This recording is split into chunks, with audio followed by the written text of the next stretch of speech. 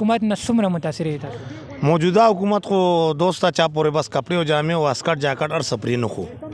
مخکې به خلکو سره د یاده جامې چولې خلکو نه کوسي څنګه هغه څنګه داسې چې دا وګوره دا غریبانان خلک دي په بازار کې وړه نشته شاټ دي 3000 روپۍ تروړه ملاویږي سرکاري چې کوم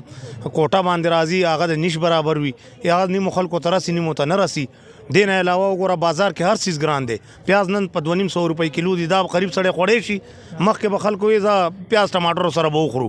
دال ساګ به وخورو اوس خو هغه دال ساګ هم نشي خوړی څوک اچر خو غټه خبره بازاري چرګ تپوس نو که 1500 روپۍ کیلو دی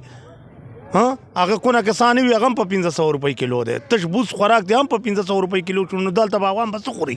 ته ماته دا وایي عوام بس خوري بالکل جی کانی بخوري انسانان یو مونږه حیوانان خو نه سچارن پرین یو خو انسانان یو د حکومت نه دا مطالبه کو خصوصي طور باندې پی ټی آی حکومت ته دلته کې په صوبه سرحد کې هم دی پنجاب کې هم دی نو دا 18وی ترمیم کې دا دغه شوی دی ترمیم شوی دی په قومي اسمبلی کې دا وینا شوی دی چې دا اختیارات چې کوم دي دا صوبو ته تفویض شوي دي نو اوس دا مهرباني دی وکړي دا صوبایي حکومتونه پی ټی آی تحریک انصاف حکومت چې کوم دی چې د عوامو ته د ریلیف ورکړي دا سرکاري ګوندامونو نه دا غنم ریلیز کړي چې د عوامو ته په هغه مقرره ریټ باندې چې کوم عام وړه ملاویږي سرکاري وړه په 1300 نو موږ وایو چې دا عام شي دا وړه په دې دکانونو کې په 1300 خلکو ته ملاو شي دا یو بنیادی ضرورت دی نور به یو څیز یو نه سي ګران به پیاز به یو نه سي پیازونه بغیر به روټۍ به وخوري خو دا چې د وړه د ژوندۍ بنیادی ضرورت دی نو دا یو پرزوره مطالبه کوو نور خو د تپوس خبره مکوه هر څیز ته اور لګېدلی پاس اسمان ته رسېدلي خو یو دا وړه پاتې چې دا به غریب سړي سپوره سلټه خوړه نو هغې نه هم خلک وایستو نو دا مطالبه کوو چې مهرباني وکړئ او د عوامو ته ریلیف ورکړئ اخر دا خلک دي دی تاسو ته ووټ اچولی دی دی تاسو منتخب کړي دی ایوانونو ته یې رسولي نو اوس د دې عوامو فکر وکړئ په خپله کې دا رسکشي پرېږدئ کله هغه حکومت غورځوو کله دا حکومت غورځوو کله هلته د پی ټی آی حکومت راځي او کله د مسلم لیگ نون راځي روان الیکشن کې به چاته ووټ ورکوئ را روان الیکشن کې خو د الله پاک خیر وکړي او د عمران خان نه بل ښه آپشن نشته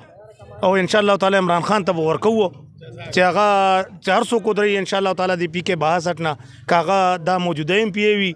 او که سابقه ایم پی وي خو د موجوده ایم پی نه دا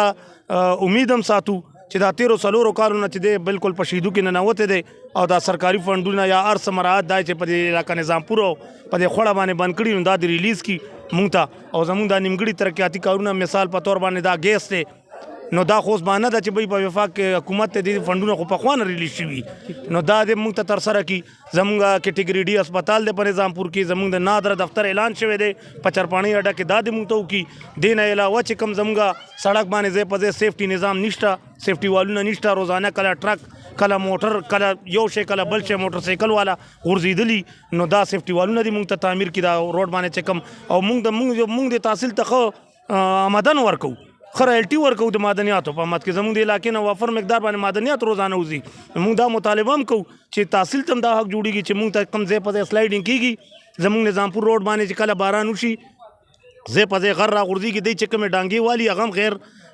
غیر معیاري دي ځای په ځای ماتې شوي دي د سلایډینګ سره نو دا ملبې دې موږ ته اوچتوي که هغه هر څوک وي موږ تحصیل ته رایلټي ورکوو معدنیات ټیکسونه جمع کوو زموږ هم حقوق دي د نظامپور د علاقې او ګوره دا د یو دام دی دغه ته وایم ارباب اختیار ته چې نظامپور په یو سیټ شي نو والله که بیا یې څوک وګټي دا د میجر بصیر چې پاس شو نو دا د اټک نه خوا خلک یو شي او دی بیا دې ته مه مجبوروي چې دا بیا یو شي نو بیا به ګوره د دې سایډ ایم پی او ایم ان اے نه جوړېږي نو موږ وایو چې موږ ته خصوصي توجه ورکړئ ښه مننه ډېره مننه